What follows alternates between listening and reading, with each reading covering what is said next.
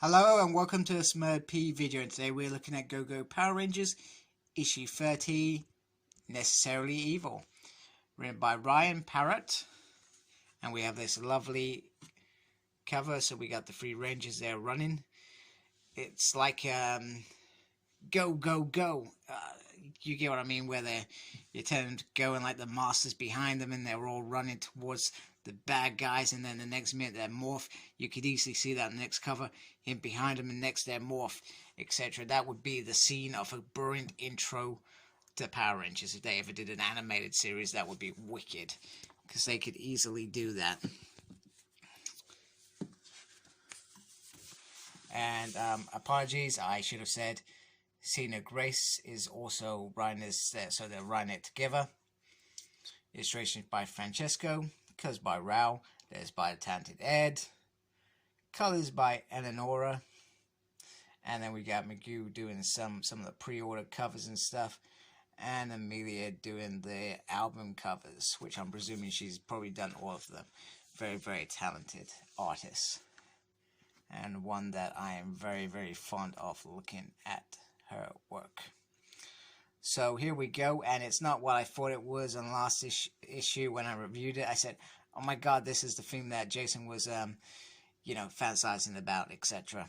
Not fantasizing about, he dreamt about the future, and this was that moment. No, it is not that moment, it is just Kia in trouble, and the mob are out to get her, and the Rangers are trying to calm everything down, but these guys are not having it. They believe black magic is at stake, and she is the reason why, and she has enough at this point. She's on the edge, and she explodes and becomes, as she puts it, she'll gladly be the bad guy. So now the Rangers gotta defend the villagers from her. Well, I think it's a her anyway, who knows. Anyway, the guy's gone shopping, and Kim makes a joke about green as so last year. But meanwhile, what she's thinking about is what on earth were the other Rangers up to, because she does not remember the trip. She does not remember being off to go on the trip, and she is very frustrated. She thinks that things have changed, things are weird, you know what I'm saying, Billy, that sort of thing. And when they get down to it, really you're just jealous because you didn't get asked to go out with your best mates, which, as teenagers or adults, we still get jealous when our best mate doesn't give us a call. Hey, I'm going to the cinema, dude. You want to come with me? No, you found out on Facebook they asked everybody else but you, even though you're meant to be the best friend. And I'm talking from experience. I'm not sure about that either. So back to it. Anyway, so they're about to attack, and Bamboo wants a position in this thing, which is kind of awesome because I didn't expect it to come in. He says, you know what, you do this, you make this happen, I will be very, very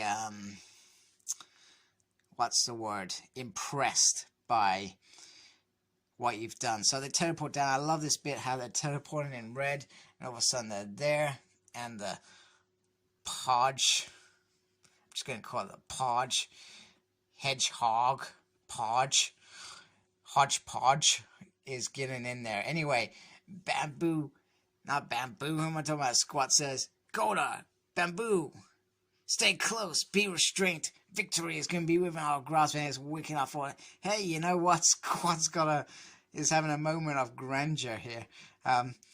Either that, he really wants to impress Zed, because when Zed and that come along, Bamboo and Squad are even more relegated to the back zone than what they were before under Rita. At least in Rita, they had a couple of episodes which were around them and stuff. But when Zed came in, they were just like Vince had pretty much disappeared. They were in the background. Another thing I want to say is Vince says, take care of yourselves. I thought that was very nice, because he doesn't want even though, I mean, they've been family for a long time. That's how you see it. Dysfunctional family, so to speak. So it's very nice to see a touching moment like that. Anyway, Promethea is not without protection, and it sends in a bomb, which does nothing, and pretty much the guys are going in full power, and it's not really working. And she knows exactly what they're after as well. Alpha says, aye, aye, aye, aye, they're attacking it. And he's like, hey, get the Rangers. And he's like, hey, Trini, Billy, and that's Trini, Zach, and Jason are not around. Okay, keep trying them. Get the other Ranger. They're in the cinema and they're all being disturbed and stuff. And they're like, oh crap. And everyone's like, be silent. And they're just, you know, let's move into action. And I always love these scenes. Doesn't matter how many times they get done or how differently they get done. I always love the morphing scenes. Even though I've seen them like a million times, still enjoy it. So they go straight into action. And they're quite impressed with the help that they're getting from Promethea. And then they're like, hey, wait a minute, they got loads of firepower. Shouldn't we be worried about these guys? I love this bit where you can see the hodgepodge in Tommy's visor. That's cool. So Zach makes a joke, you know, I'm really good at video games. I can't keep this up forever. And they're like, hey, change to axe mode and we keep going on. So now that it's a bit clear, turn the page. Trini tries to talk to Kira, and she says, you know what? I've seen bad guys. I fought bad guys. You are not a bad guy. And that's quite clear. And I know you're scared, but you should trust us. We're here to help you. Not condemn you. We want to find out what's happened. So, but we need to go somewhere safe and do that. So eventually things start to calm down. Quite luckily, I feel that if it didn't, we'd see how powerful she is. And this is probably the first real glimpse of her power that we've seen whilst watching this. So, why reading this? I sometimes forget I'm reading a comic, I'm not watching a comic. And you can easily see that she's going to be a real adversary in the last couple of issues of Mighty Morphin Power Rangers before it finishes in issue 50. Whether that is the end of Kia's story or just beginning as another thing. You remember Lord Draken? His story ended after the second major arc, not the first arc. So that could just be the beginning of something bigger. Now the Rangers were really concerned about how powerful she was and why didn't you tell us? And pretty much MSC he's not really sure. He's trying to establish how powerful this is. I mean, this is probably the most rawest morphing grid power-up ever, and it's not going through a morph straight into these people, giving them powers. So, that's very interesting.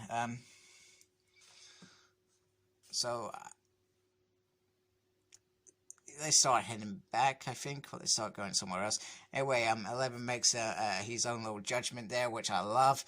Just, perfect for his character, just to make a comment on, you know, I can recommend 47 other species that could be better Rangers, etc. And, you know, MSC comes back, you know, with this great little line, they have faith and all that good stuff. Meanwhile, on Earth, during the battle, they tell the guys, hey, you need to hit the Z, and then that's it. And he makes the monster grow. Monster goes straight into ripping up the sword, so they call them the Thunder Powers. Grace is not prepared to wait on that, and she has a mech sword, so she's got another one. Not sure if she remembers all the stuff with the Lost Rangers, etc. You would think that she does, and same with the Ranger Slayer, that they were outside of time, so they recall that kind of adventure before coming back to Earth. Well, I may need to read it again, because maybe I've forgotten some fine details. Anyway, trying to think, was it a Griffin Zord? Tiger Zord? Firebird? Rock up. Anyway, he fires off some powerful thing saying he's not a rodent.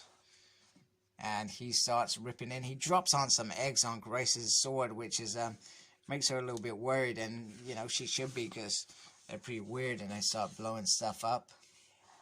Firebird's taken out quite easily, which is going to cause the Griffin Sword. You guys can correct me, because I can't remember what the Zord's called. Anyway, it pretty much takes out that sword. Meanwhile, Goldar, Squat, and Bamboo are firing in there. And Squat is giving out orders. And then Goldar goes to say, you're not in charge. And Bamboo says, just play along. There's plenty of things to keep you occupied, sort of thing. Anyway, they go slamming through the door. And to my surprise, which is quite surprising, is something that I would never have expected. A dagger. And that looks like a very, very beautiful dagger. It instantly reminds me of a dragon dagger, just with a different dagger on it. It's got a Z on there, which maybe it's a Z killer, Lord Z killer or something like that. Maybe that's what she was working on towards. And anyway, Lord Z wants it, so they're going to get it to him, and it's to be continued. So, very cool episode. Habit. Very cool issue. Great character development, great action, great storytelling. Clearly focused on it. We have 2 issues left. I'm still sad that it's ending, but it's ending, so I've gotta accept it now. With everything going on in the world, I'm not sure when we're gonna get those issues, because I believe Boom Studios have put on a stop to protect staff, etc., which is understandable. So, but let's hope it's not too long in the future that we've got to wait for that. So, like, comment, subscribe, follow me on Facebook. My page is SmurredP. Follow me on Twitter at SmurredP, tweeting and stuff. And as always, embrace the geekiness. Take care. Goodbye.